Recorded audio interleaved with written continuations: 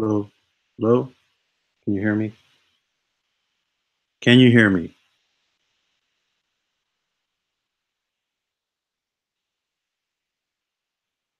Very sorry, but we seem to be having technical difficulties. Um, haven't done this in a while, but this program really sucks.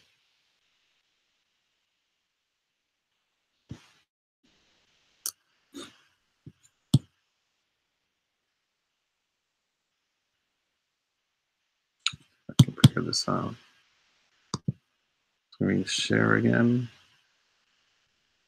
Jesus Christ.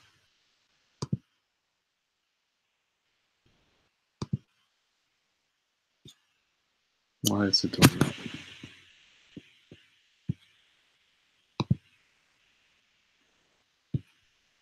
that? Stop.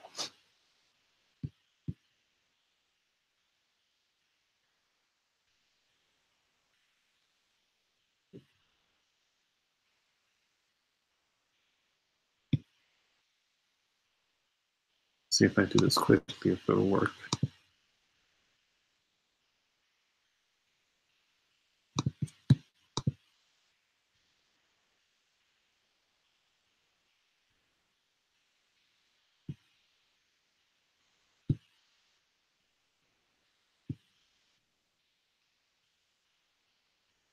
Oh, that's better.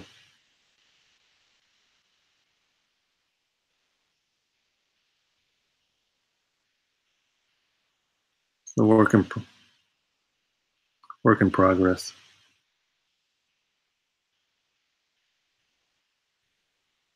All right. Go here to, let's enter the full screen. All right, welcome to this Bernie Sanders Brigade live stream.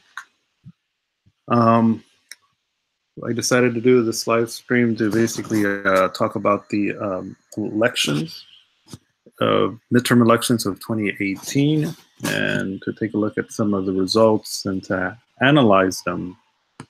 So what we're going to do right now is we're going to be taking a look at the electoral map as it exists at the moment. Currently, right now, the Democratic Party gained 28 seats in this last midterm election. They're at 223 members of the House of Representatives. And of course, the Republican Party has lost 28 seats in the House of Representatives, and they're currently at 197 seats.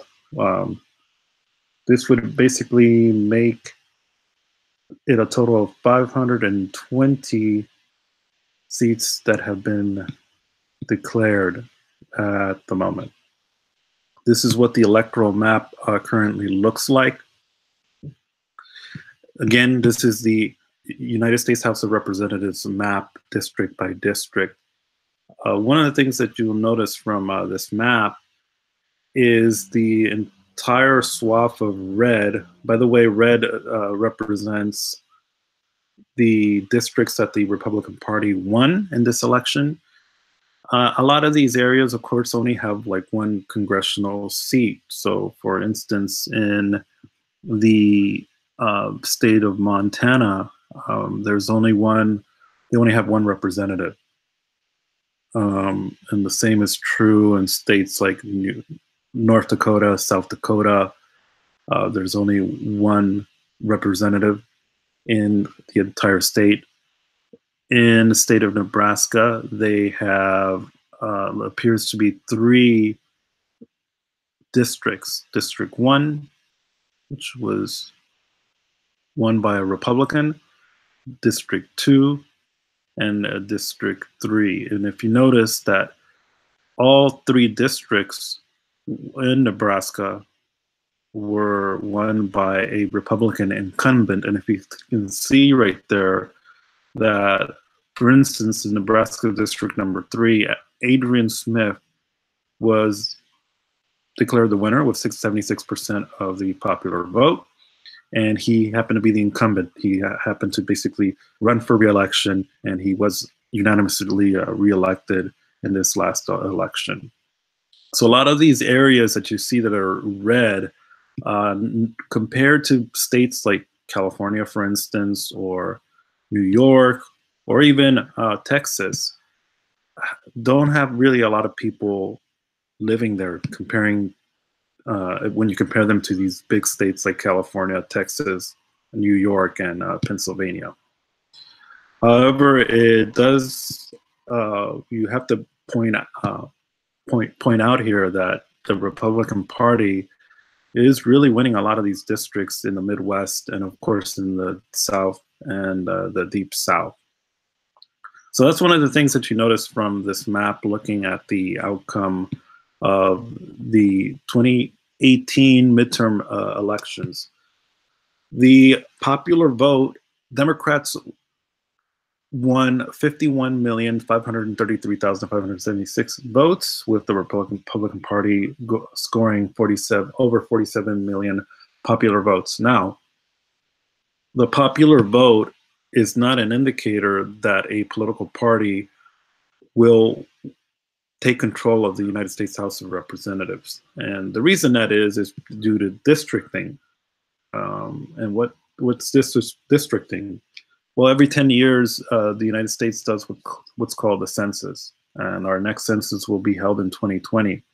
And what the federal government does is that they try to collect information regarding population and other statistics in the country.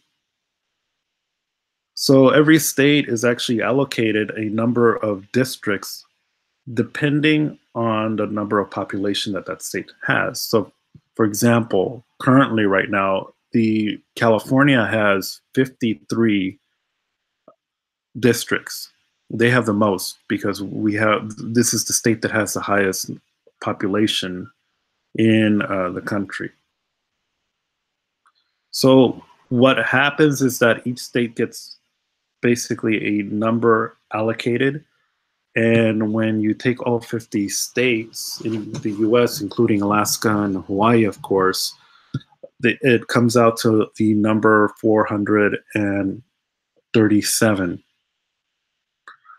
That's basically a very important number. When you add 2 senators for each state, that comes out to 100 senators. So there are 537 electoral votes in every presidential election year, and then we'll get to that later. So this is what the map looks like.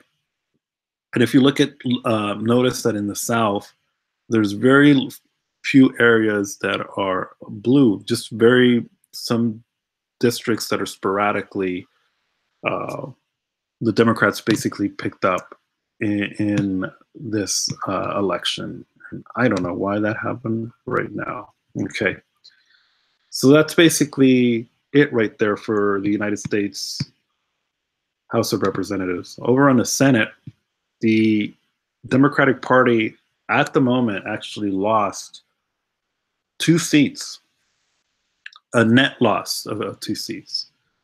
But what's interesting here is that in this last election, the Democrats actually won 56.9% of the popular vote in these Senate races. And I don't know how many, I think there was something like 35 Senate races that were up for grabs.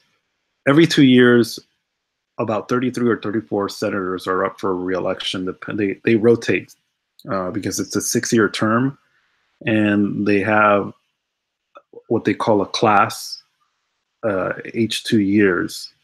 So they don't all run at the same time. The only people in Congress that run every 2 years are all 437 members of the United States House of Representatives.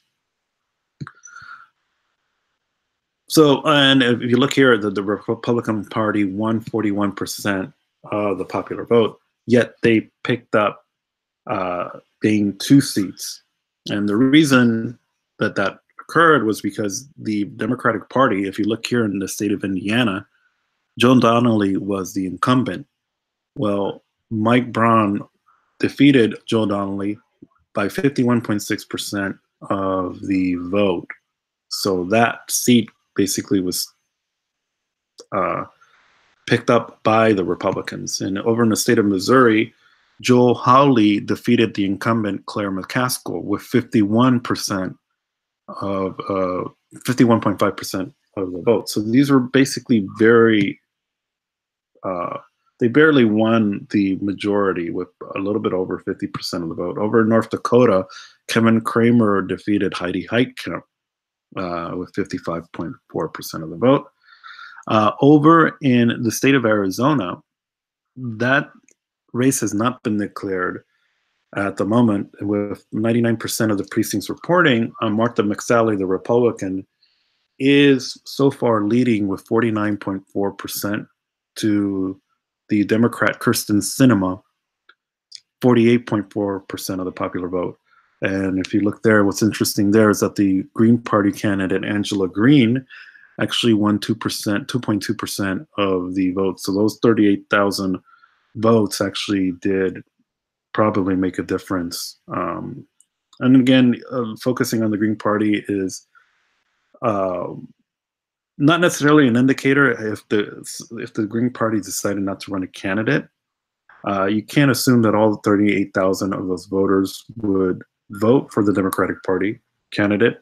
A lot of them probably would not decide actually to sit out the elections. There are those voters who are so disenchanted with the two-party system that they either don't vote, or if they do vote, they vote for a minor party. So this race hasn't been declared. This is actually the seat that Senator Jeff Flake actually, it was actually his seat, and he decided not to run again. So it was actually believed that Donald Trump was going to pour a lot of money in the Republican Party primary to defeat Jeff Flake so that he can get a candidate who was more pro-Trump and so forth. And it was basically, Trump was basically unhappy at some of the comments that Jeff Flake made. So Flake just decided not to run. And most likely he decided not to run because I think he knew that he was going to lose. Because what's happening with the Trump effect is that any Republican Party candidate that runs in a primary who's actually not endorsed by Trump, and where there is a candidate who's actually being endorsed by Trump, they're actually the Trump candidate is actually defeating the person who's not favored by Trump. So that's a very interesting observation, that the Republican Party really has become, in some cases, if you think about it, the party of Trump. So that's interesting what's going on there in the state of Arizona. The Democrats are just like 1 percentage point of actually flipping that seat. But unfortunately, it seems like they're going to come up short. Over in Florida, it appears that the Republicans, now this race has not been declared yet. I believe there might be a runoff because the difference here is just 30,000 votes. But currently the Republican candidate, I believe he's the governor of Florida, Rick Scott, is leading by 30,264 votes. That's razor thin margin. And if he is declared a winner, that's another seat that the Republicans will actually flip and pick up, because Bill Nelson is the incumbent. And that will increase their total to 52 to the Democrats' 46 at the moment. And I'm not sure if these numbers also indicate, I think that might be the last race that's actually not declared yet.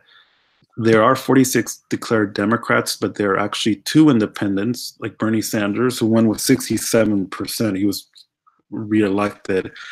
And the independent senator Angus King of Maine, and he won his reelection. Both of these senators caucus with the Democrats, so that would actually boost their numbers to 48 to 51. So I believe that this Senate seat, if once it's declared, it's probably going to give the Republicans a net gain of 3 seats in this election. And that's important to note. One of the race that was important to note was the race in West Virginia.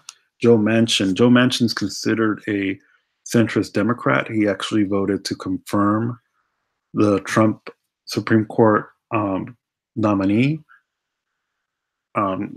Justice Brett Kavanaugh, and he was the only Democrat to vote for him. And what was interesting is that the senators who actually voted against him all lost. So there's some indication from some analysts who believe that Joe Manchin probably did the political savvy move to support Brett Kavanaugh, because knowing that had he probably not supported had he voted no, he probably would have lost this election. So that was a very contentious, the Stop Kavanaugh hashtag and just that movement from the Me Too that was trying to pressure a lot of these Democratic candidates, and some of the moderate Republicans like Susan Collins of Maine. She's not up for re-election. She will be up for re-election in 2020. She's part of the other class, the next class that will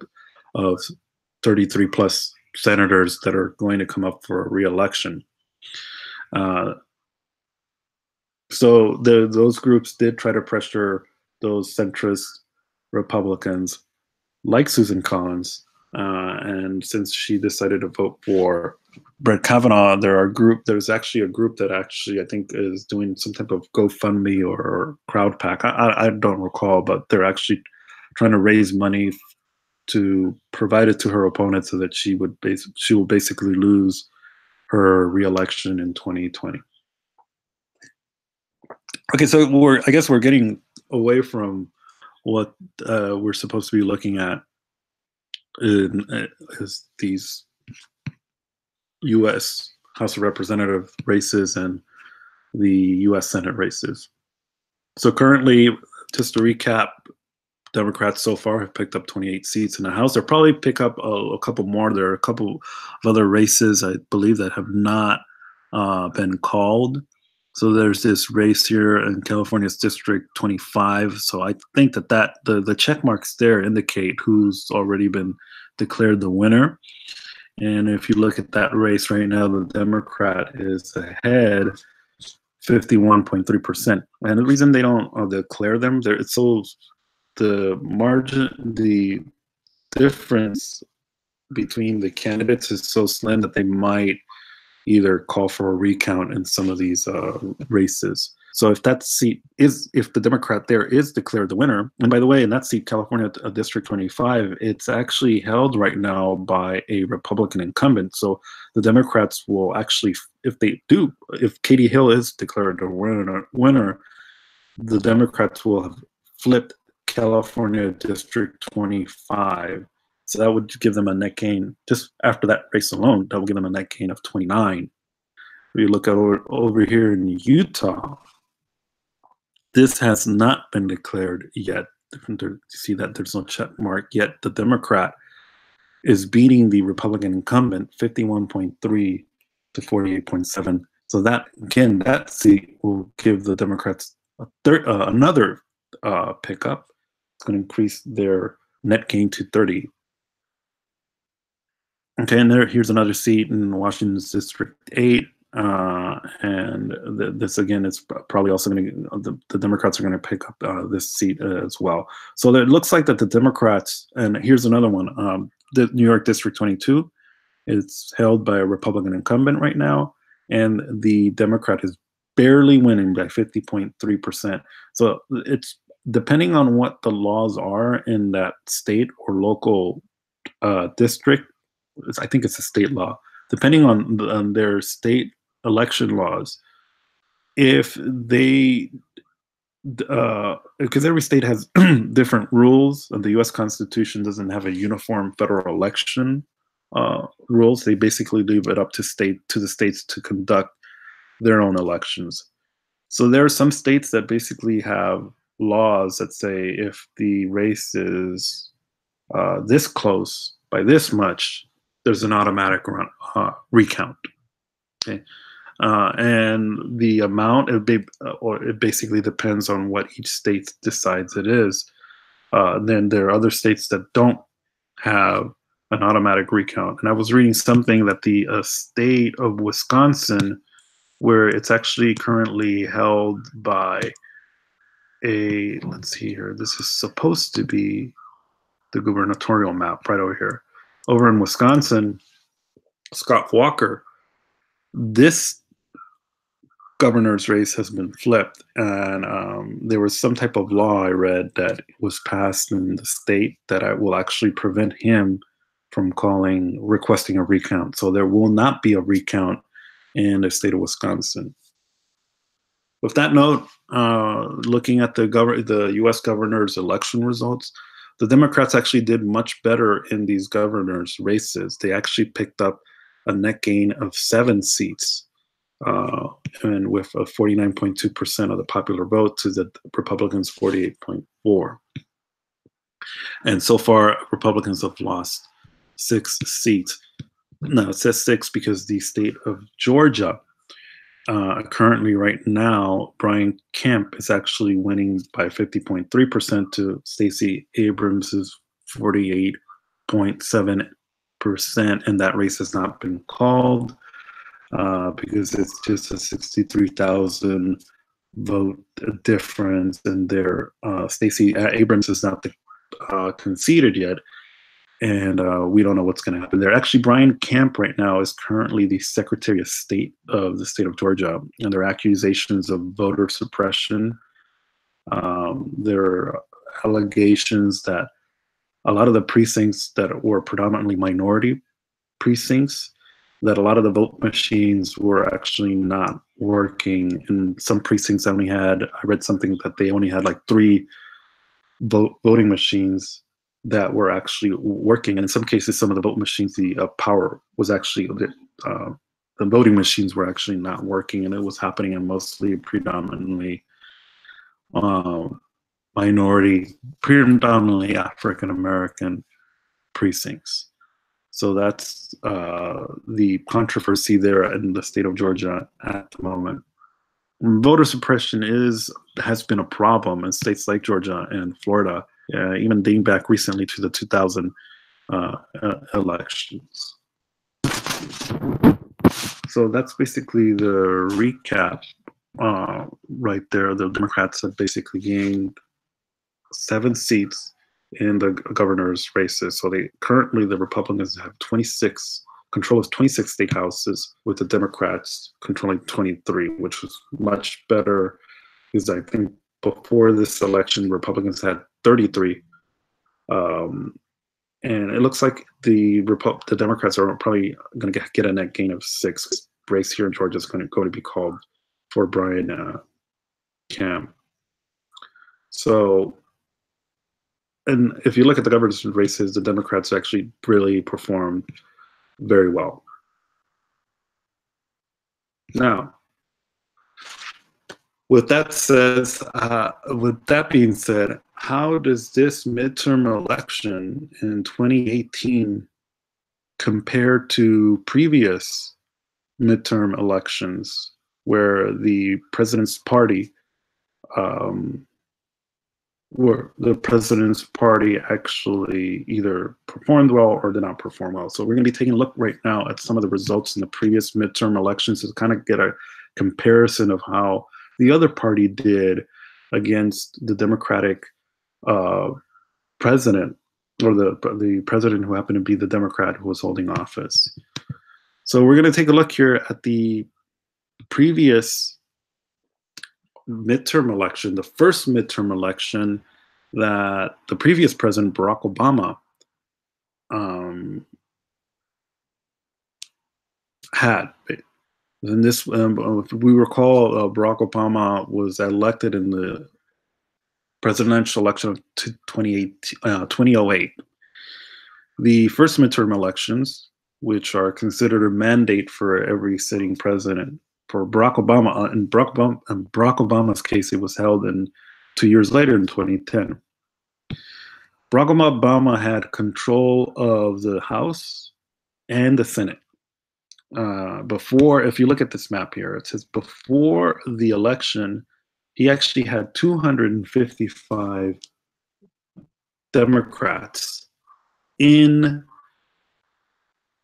the United States House of Representatives.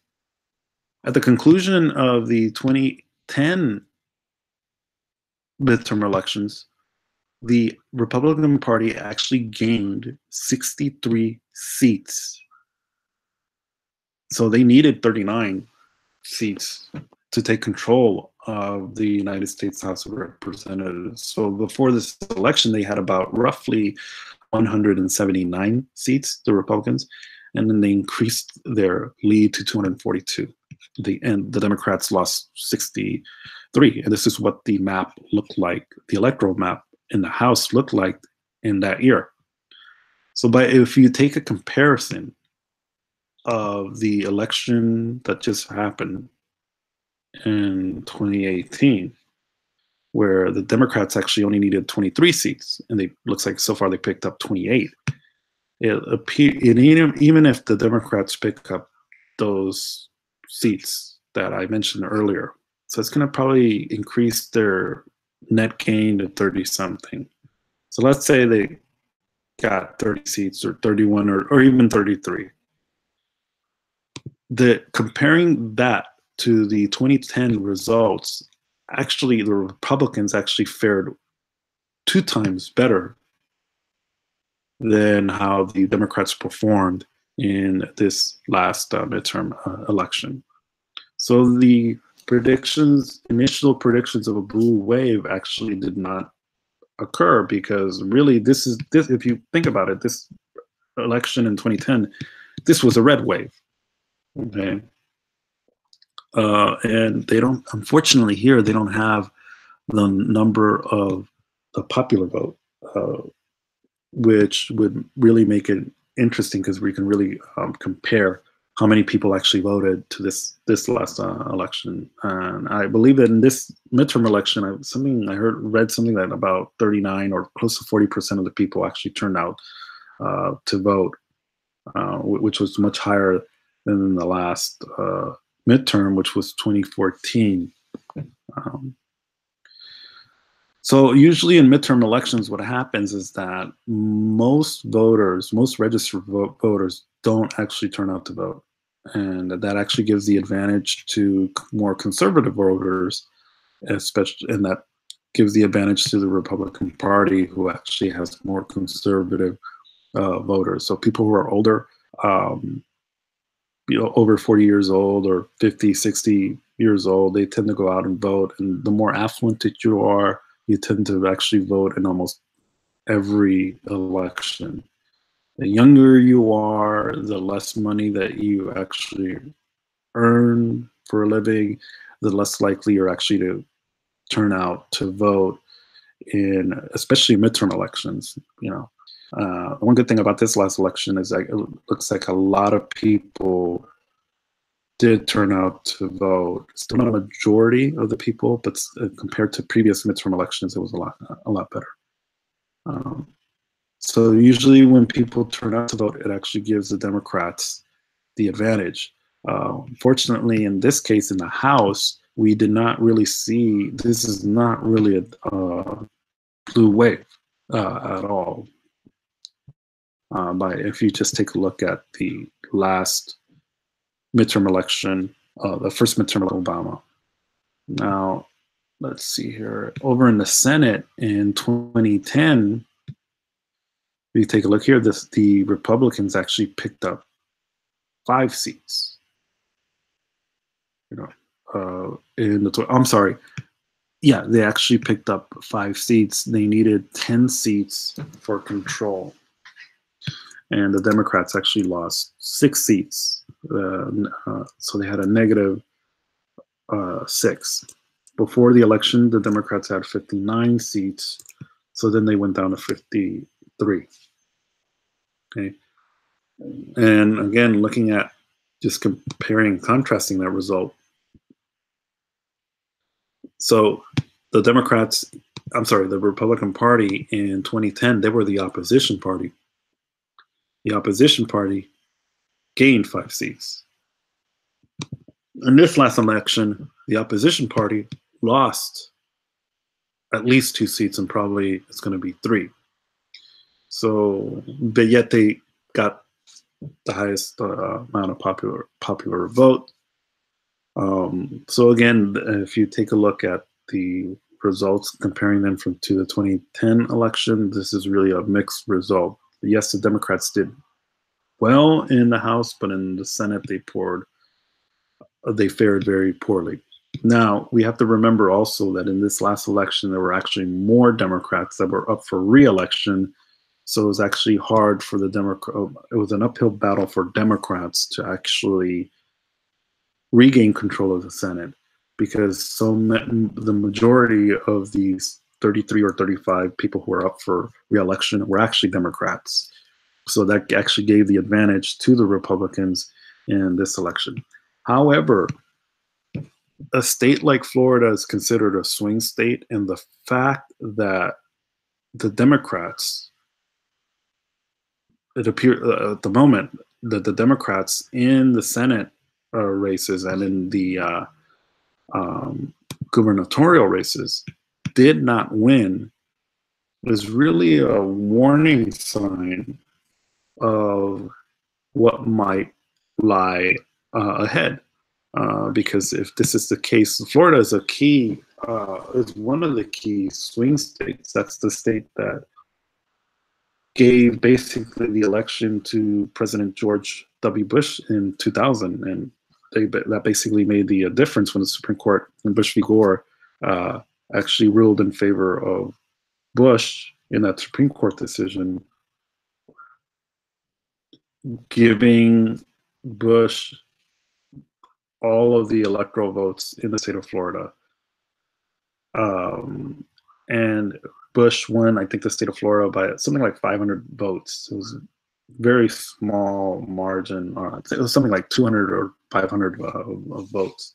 So Florida is a very key swing state, and the fact that and it's gone Democrat in the last couple of elections. I think Barack Obama carried the state of Florida, I believe, in both elections. I'd have to check that out later to see if that's true. I know he won it in 2008. The fact that the Democrats are having a difficult time defeating these Republican candidates in the Senate races and the statewide race indicates that the Democratic candidate, whoever she or he will be in 2020, may have a difficult time of defeating Donald Trump in a state like Florida. So that's basically a red flag that you have to take into account. You have to also take into account that in 2020 and in all presidential elections, it's not the popular vote that matters, but it's actually who wins most of the states and who wins 270 electoral votes. So states like these swing states like Florida, Ohio, Michigan, Wisconsin, Minnesota, and even Illinois and Pennsylvania, these are considered swing states because they haven't gone solidly for one party or another. They've gone some years for the Democrats and in other years for the Republicans. So, for instance, in the state of Wisconsin, it's been, in the governor's races, it's been Republican in the last 8 years. And Scott Walker was running for his re-election for his 3rd term, so he lost. So Wisconsin is a swing state. And so that's also something to look at, the state of states like the state of Wisconsin, because in order for Donald Trump to actually retain control of the White House in 2020, he's going to have to do well in these states like Florida, Pennsylvania, Ohio, Michigan, and Wisconsin, and Minnesota. And I say that because in this last presidential election, let me see if I can. God, I have so many tabs here. Here it is. So in the last presidential election, where Trump gained 304 electoral votes, see, he won the state of Florida. So that's 29 electoral votes. So if the Democrats can pick up 29 and keep the other states that Clinton won, the Democratic candidate will actually have not 227, but 256 electoral votes, and they would just need 14 more for 270. Right? That's the magic number. The warning sign here for the Republicans is that in this governor's race that we just had, the Republicans actually lost these seats here in Michigan and Wisconsin. And if you look here, Michigan is worth 16 electoral votes and Wisconsin is worth 10. So if the governor's race is an indicator of how well the political party, the Republicans, will do in 2020, they might end up actually losing those states that I just mentioned there, Wisconsin and Michigan. So Clinton lost both those states. So in this last election, Gretchen Whitmer won the governor's race, 53% of the vote, and over in Wisconsin, the incumbent the incumbent Scott Walker was defeated. So if Democrats can flip both these states and take Florida, then they'll take and keep control of the other states that Clinton won. The Democrats will have enough to actually defeat Trump in this election. Those are big ifs, okay? Because if you take a look at this map, all that red, and you take a look at this House map here, I mean, the maps look almost identical. Okay, and I know we're looking at the presidential election results here, so we're not looking at it district by district. But, however, I think it does say something that a lot of these districts, it appears, are either supporting Trump or they're actually voting against the Democratic Party. And that should basically be a concern for the Democratic Party and for all leftists, because if Donald Trump gets reelected, we will have another, starting from now till the end of his second term, so we're going to have 6 more years of Trump and his policies that are anti-worker, anti-immigrant, anti-minority, anti-female, anti-LGBTQ, and that he's just basically going to continue implementing policies like the tax cuts that actually benefit the 1/10 of the 1% or the 1%. And that's really what he's there for. He uses issues like immigration as basically a smokescreen to basically confuse the working class about what the real issues are. So he wants to confuse the working class into thinking that it's because of immigrants that they're losing their jobs. And there's no mention, of course, of the actions that corporations like Walmart or other corporations take to actually limit workers' rights or workers' attempts to try to unionize, or the fact that the role that automation plays in actually decreasing the amount of jobs. So the elections in 2020 should be a concern for everyone on the left. And this map here in the House of Representatives really should be a cause of concern for all people on the left, and even the establishment people, because it's really, you look at it, it's very stark, and it's a lot of these states like this, like Ohio, And all these districts just going red, red, red, red, red, red, red. And Ohio is a swing state. And Trump won the state of Ohio and the state of Pennsylvania in the last election. And so it's all not always an indicator of how the parties will do, of course, in the Senate races, for example, because if you look here, the Democrats, the progressive, Sherrod Brown won. He retained his seat, 53.2%. It wasn't overwhelming. And in Pennsylvania, Bob Casey regained control of his seat. So U.S. House races and Senate races are not really an indicator of how well a presidential candidate will do, but I think it should be taken into consideration, especially House races, because you're getting a microscopic picture of how the country is actually voting. And the first midterm election of a sitting president is actually considered a referendum on him. Okay. And once again, 51% to 47%, it's not a big difference there between the parties, Okay. So that's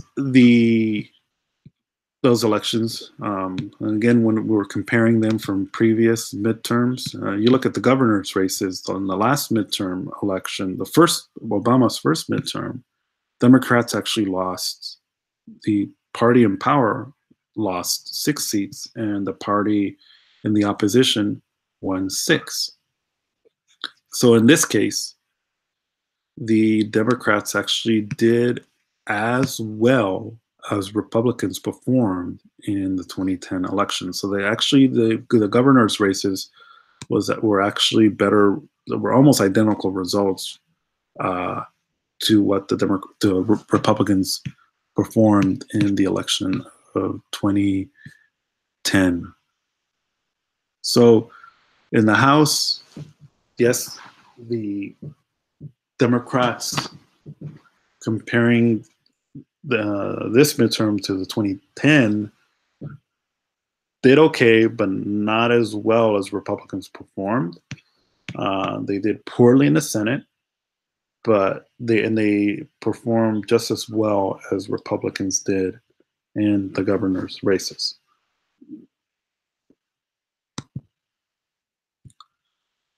In the Bush's 2002, his midterm election, this was basically an anomaly, and I'm going to explain this later. So we've already stated that usually the party in power, the party who has the White House, control of the White House, usually what happens historically is that in their first midterm, they tend to end up losing seats because usually the public either gets excited about that presidential candidate, and then after 2 years, they don't like what that guy, it's always been a guy. They don't like what that guy's been doing. And that's been happening a lot, especially in recent history. 2002 was the first midterm election that President George W. Bush had. In this case, the Republicans, his party, actually picked up 2 seats and 8 House seats. So instead of losing seats, the party in power actually gained. The reason that's so is, this is Wikipedia, of course. The reason is actually explained in the next paragraph, the very first sentence. It says right here, we read on, these elections were held just a little under 14 months after the September 11, 2001 attacks. So that's why that was an anomaly. Bush's popularity went from something like he was in the 40% before 9/11, right around 40 something percent, and it shot up to like 90% approval rating after 9/11. And if you remember, when after the Twin Towers fell, Bush went over to the site and was on top of the rubble with one of the rescue workers and said that the people who knocked down these towers will hear from us soon. And that really rallied the people to support the president in his war in Afghanistan and eventually the war in Iraq. The war in Iraq, though, was a little bit more controversial, more contentious, yet the president maintained a lot of popular support through most of the war, pretty much. He ended up getting reelected in 2004, defeating John Kerry. So that's why that midterm election was an anomaly, because it came 14 months after 9/11. So it's not really a good indicator of like how well Bush would have performed without 9/11. But again, it's also interesting to note what an event like a crisis, like an attack like 9/11, can do to a sitting president. They can just get reelected or have their party. They can get reelected, and or their party can actually gain seats in midterm elections. A complete turnaround to what's usually the norm. And the president before George Bush was a Democrat by the name of Bill Clinton. His first midterm election was in 1994. So he was elected in 1992. And his party had control of both the House and the Senate. And this is how they performed. Let's see here. I had the numbers. Jesus Christ. I shouldn't say Jesus Christ. Oh my God, I lost. Okay, so these are numbers of I guess demographics of who actually went Republican. You're looking at numbers like 1992 to 1994. I think that's why I picked them. So anyway, this is what the map looked like in 1994. The outcome. The areas in dark blue are districts that actually Democrats held. Okay. So places like these states here. Okay. And this state, I think this is Oklahoma. I forget what this state is here. I think this is New Mexico. And I think this is Arizona. So these are all the districts that the Democrats held. Now, the areas here in this light purplish color, like here the state of Maine, this district, were actually Democratic gains. These were seats that they flipped. The dark red areas are districts that Republicans held in 1994. The light red areas are districts that Republicans flipped, that Republicans actually gained in 1994. So if you look at how many seats Democrats flipped to how many seats Republicans flipped, it's just the differences it's very stark. You can see completely that Republicans actually took more seats from the Democrats, way more than the Democrats did. In yellow, it's an independent hold. So this independent who held this seat in the state of Vermont, so I believe the state of Vermont only has one district, or I think they might have two, or forget what the shape of Vermont looks like. So anyway, this seat was actually held at that time by Bernie Sanders. So he actually held and he of course caucused with the Democrats all this time. Okay, so that's what that looked like in 1994. And over on, let me see here. Did I get the, Jesus Christ. Okay, that's the Senate race, but I wanted to take a look at how well, here it is. So this is what I wanted to take a look at. The Republicans actually in that year, in 1994, actually had a net gain of 54 seats. So they actually gained 54 and Democrats lost 54. So before the 1994 midterm elections, Republicans had control of 176 districts. Remember, you need 218, that's the magic number. You need 218 to have control of the House of Representatives. After the election of 1994, Republicans had control of 230 districts. I mean, this was a wipeout. And if you take a look at the popular vote numbers, 36.5 million people who were registered to vote and who voted Republican, while only 31.6% of people who were registered to vote and did vote voted Democrat. So over in the House, this was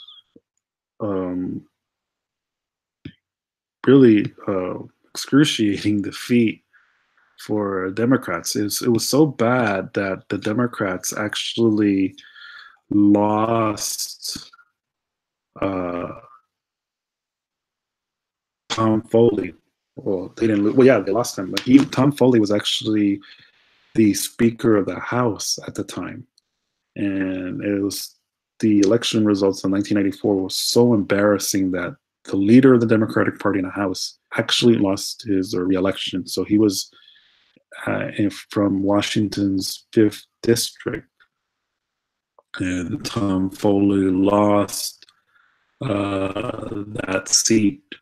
And the Speaker of the House, the person who became Speaker of the House who replaced Tom Foley, was actually a Republican by the name of Newt Gingrich. Okay, so that's the results in the House in 1994. And in 1994's Senate results, the Republicans actually picked up a net gain of 9 seats. They went from 43 U.S. Senate seats to 52, while Democrats went from 57 to 48 seats. And if I recall correctly, I think the Senate Majority Leader also lost his re-election. Yes, it was George Mitchell. Oh, it says here he retired. No, he didn't lose his seats. And I'm thinking I'm mixing him up with this guy named Tom Daschle, where there was an election where he was actually defeated. He was the Senate Majority Leader for the Democrats. Yeah, but it wasn't this race. So that's what happened over on the Senate. Again, the opposition party gained 9 seats over on the. So that's it. And then this is what the electoral map, the U.S. Senate map, looked like for that year. So if you notice here, there's a lot of red. I think these colors here, the light red, are states that the Republicans picked up. So this that's basically a comparison and an analysis of looking at the midterm elections in 1994, 2010.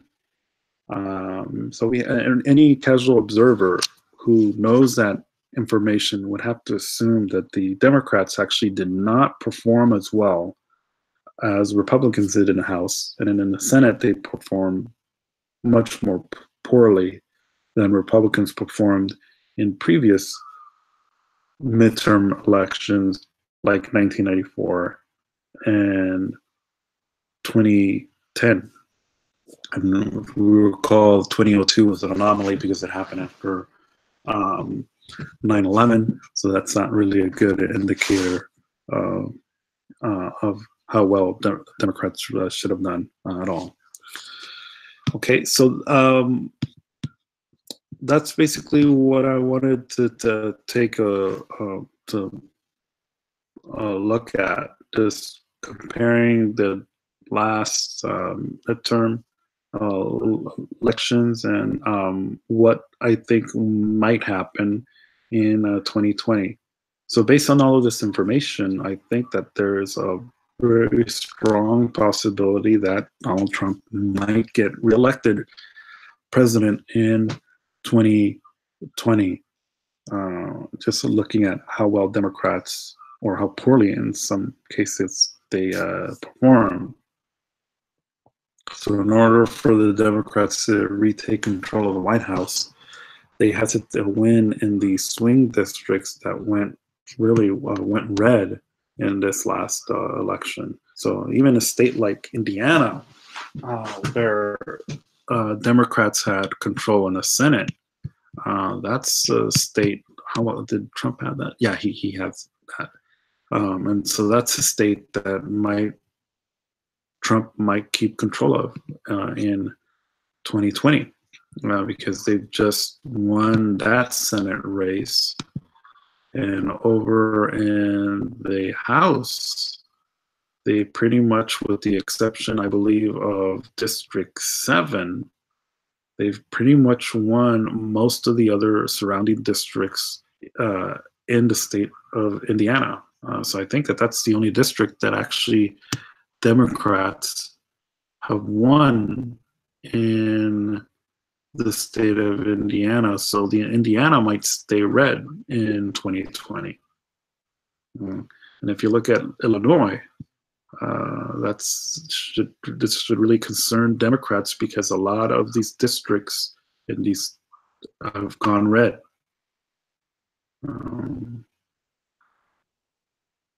So if you look over here, where's the district that Jesus Garcia? I can't see it here. It's so small here. But anyway, yeah. So if Illinois goes for Trump, and if you look here, Illinois, the Democrats actually looks like they picked up this seat in the state of Illinois, because it was actually a seat held by a Republican incumbent, Bruce Browner. And this seat was actually, I'm looking at the governor's races. So yeah, the governors, so they picked up that governor's seat in the state of Illinois. It's gone from red to blue. And on the Senate, did they have none? So there was no Senate seat up for re-election this year. So again, who knows what will happen in 2020? You have a lot of red in a lot of these districts in Illinois, and there might be a possibility that, who knows? We don't know, but Trump, you never know. Trump might flip the state of Illinois. That's certainly not out of, should not be basically taken out of consideration. All right. So that's basically it for today's live stream. I want to thank all of you for joining the Bernie Sanders Brigade live stream. We've just analyzed the 2018 midterm elections. Thank you for those of you who've actually joined this live stream. It's currently right now 12:20 midnight, 3:20 in the morning Eastern Standard Time, 12:20 over in Pacific Standard Time. So I haven't done this in a long time, and it just has taken me over an hour to try to get this live stream up. So this app here on YouTube is just very confusing. It's not very, I don't think it's very user friendly. But anyway, I digress. So thank you so much for joining. I'm going to leave you right now with this music. And thank you so much for joining. This is a Bernie Sanders Brigade. Thank you very much. Hopefully, we will be doing more live streams in the near future looking at these U.S. House of Representatives races. So I'll try to do more looking at in depth at this last midterm election. Thank you very much for those of you who've joined us. We'll talk to you soon. Take care.